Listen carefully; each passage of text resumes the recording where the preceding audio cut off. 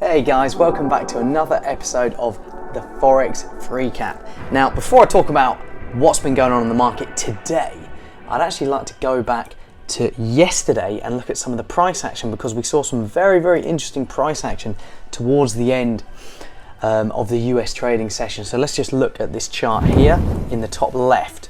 Well, in fact, if you just look at all of these charts across the top, these are S&P 500 on the top left, Nasdaq 100 futures, Eurostoxx 50 futures, DAX futures. So US and European equity markets basically. And as you can see, if you look back to yesterday, this is where the mouse is, we were moving higher for pretty much the whole day yesterday. And at the time, a lot of people were thinking, why are we still moving higher? Because in terms of the news we'd been getting throughout the day, it was just more bickering between the US and China regarding the various points of tension that they've got, Hong Kong, Xinjiang, and the treatment of the Uyghurs, South China Sea stuff as well, and also bad coronavirus numbers. However, it looks like from about 7 o'clock, this is where that first big red candle is, going into 8 o'clock, that second big red candle, so that's into the US equity market close, we saw a big correction. And I think to a large extent, that's actually just a bit of a reality check, because if we just zoom out a little bit on this S&P 500 chart, if you look at where we're trading now, we're actually within recent ranges. If you look back here and down here, we're right in the middle of that recent range.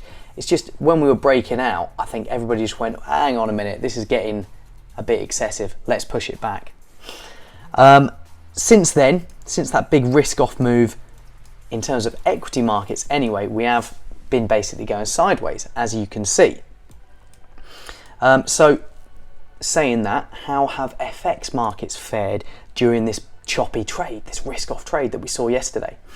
Well, let's have a quick look. Dollar index, as you can see, if you go back to 7 o'clock yesterday when this risk off move started, the dollar started to catch a bid, as it normally would do, because it's seen as a safe haven. And up until this morning, midway through the European morning, the dollar was actually having a fairly decent day. However, I did actually mention this to the members this morning. Let's zoom out a little bit on the Dixie and you can kind of see what I mean. Let's put it on a 4-hour. That's not the greatest chart, but anyway, you get the drift. There's a downwards trend going on, and it seems to be that every time we rally this month so far, there's been a sell-off. So I was saying, guys, just be careful of getting too bullish on the dollar. Obviously, if we do see a further massive risk-off move in the stock market or something, you could see dollar pushing on. But otherwise, I would be very cautious. And it looks like, hopefully, people heeded my warning, because since about 9 o'clock today, dollar has just been getting absolutely slammed. And we're now at fresh lows of the week. And let me just put it on a one-day chart. Zoom in a little bit. Yep.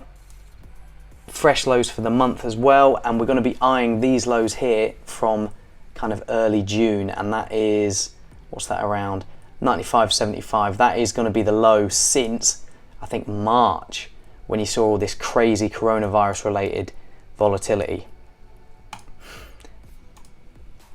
But yeah, anyway, has there been anything specific behind that dollar weakness today? Is it risk-on sentiment driving it lower? Well, no, it's not risk-on sentiment driving the dollar lower today, because just look back here at the equity market. They're going sideways, so it can't be to do with risk appetite. If you're looking at risk appetite on the whole today, obviously my favourite gauge is to look at equity markets, which are, they're a little bit off lows, but broadly going sideways. If we just look here in the bottom right-hand corner, this is WTI futures. They've been pushing higher. Brent oil futures, they've been pushing higher. Bonds, look at bonds, they've been pushing higher generally, bit choppy. So the thing is, sentiment just appears to be quite mixed at the moment. So it's almost like these FX markets are trading off of different themes at the moment. So what is it that could be pushing the dollar lower? Well, there's lots of things we've been talking about recently. The coronavirus outbreak in the US, that has certainly been undermining any US economic optimism. Obviously, there's all this stuff about the Fed potentially being more dovish. And potentially, guys, today it could also be as a result of euro strength. And that's something I was going to get onto next before we talk about GBP, by the way, because GBP is definitely the most interesting currency today. But let's just talk about Euro first. So, in fact, let's start by looking at Euro dollar. We're around that 114 mark. It's just after the European cash equity close, just at 4:35 London time, by the way, just for reference. So yeah, we're at that 114 mark, which is, if we just go on the daily in Euro dollar, pretty much the highest we've been since, early June. And yeah, that would be nearly the highest we've been since the coronavirus pandemic.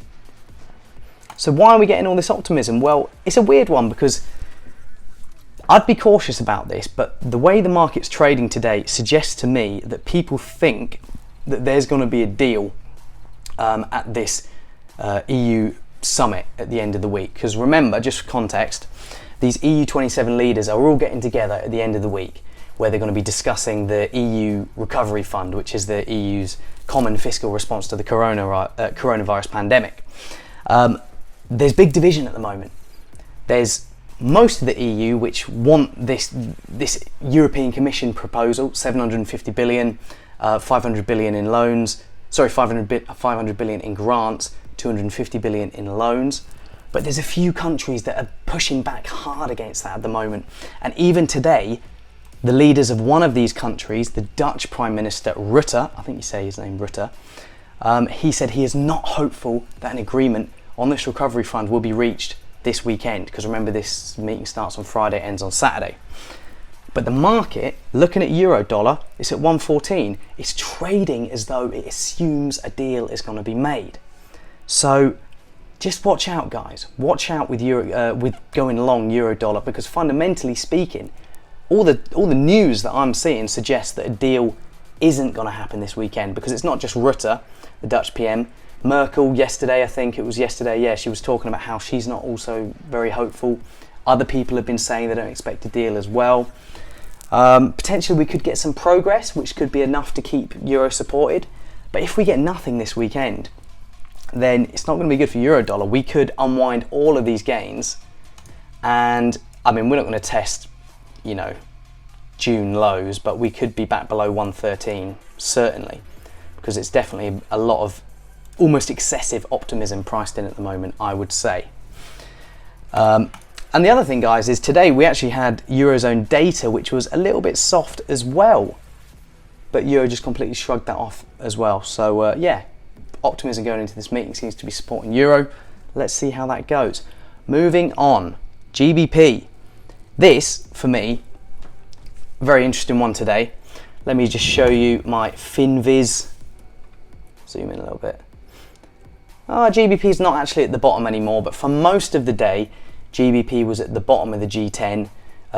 New Zealand dollar actually doing the worst now, but GBP still, you can see it's in second place. And that's despite all this dollar weakening. So let's look at cable or GBPUSD. Oh, no, sorry, that's my stock chart. Here it is. Cable over here. Before that big risk off move yesterday, we were trading above 126. Now we're trading below 125. So quite a big move to the south, despite dollar weakness. So what is it that's going on? What is it that's weighing on GBP? Well, to summarize the sentiment, it's basically pessimism over the UK economy. There's two reasons for that pessimism. The first reason I've got is we had data this morning for the UK, big block of data. But by and large it was bad, because the most important part of this data this morning was the GDP data for May, and basically in March and April there was a massive decline in GDP, reflecting the lockdowns in the UK, right? Economic activity was less because people were stuck at home. That's fair enough. In May, that's when we started to first see these lockdowns being eased. Markets were looking for, what were they looking for? 5.5% expansion month on month in May. We only got 1.8%, okay? So that's a good turnaround, because April was minus 20.4, but still well below expectations. So contributing to pessimism regarding the UK economy. Wasn't just that. We also then had the Office for Budget Responsibility, the OBR, as I will now refer to them as, and they released their various scenarios for the UK economy. Like they had like an upbeat scenario, a central scenario, I think they called it, and then a downside scenario. All of them pretty pessimistic, to be honest. And in the central scenario, where's my central scenario? 12.4% lower GDP will be at the end of 2020 compared to 2019. So in the central scenario, the scenario they think is most likely, still going to be a big hit for UK GDP at the end of the year. And unemployment, they expect to peak at 11.4%. And guys, bear in mind, according to the latest data, which is for April, I believe, unemployment rate's at 3.9%. So that's a huge increase that they're expecting in the coming months. So it just doesn't look good for the UK economy at the moment. That's definitely being priced into GBP today, as you can see. It does look like we're coming back a little bit in recent trade. If you look, probably just a bit of dollar weakness in play. Combine all those bearish factors that I was talking about with the fact that we still are seeing no progress on the Brexit front. It's just not looking good. What else have we got to talk about? To be honest, nothing else super exciting today. Let's just finish off by looking at this chart then. We've got Aussie also doing quite well on the day. We've got Swiss also doing quite well. And one of the weird things is, usually when you see Aussie doing well, you also see Kiwi doing well. And sometimes you also see CAD doing well, because those three, the dollar block, because it's the Australian dollar, Canadian dollar, Kiwi dollar, they're all seen as risk sensitive, and they've all got normally quite a tight correlation. So it's a bit funny that we're seeing Aussie doing so well. We did have some good Aussie data overnight. You can read more below in the blog if you want to check it out. We also had some good Chinese data, which is probably helping Aussie, but shouldn't it also be helping New Zealand or the New Zealand dollar? Because New Zealand's also a big trade partner for China. So that's a slightly odd one. In terms of why CAD is subdued today, could be caution ahead of the Bank of Canada's rate decision, which is tomorrow. And just whilst we're talking about tomorrow, guys, I'm just going to round things up. BOC rate decision, like I said. Sticking with other things for CAD though, we've also got Canadian CPI. Sticking with CPI, we've got UK CPI this morning, plus a BOE voting member 10 Rayro. It'd be interesting to see what the BOE are saying at the moment after that recent GDP data was bad. And overnight, a little bit more central bank action. Overnight, we've got the BOJ. No policy changes expected. Same with the BOC, by the way, no major policy changes expected. Anyway, guys, that is pretty much it from me. I hope today's Forex Freakap makes sense of what's going on in the market at the moment. I will see you guys again tomorrow.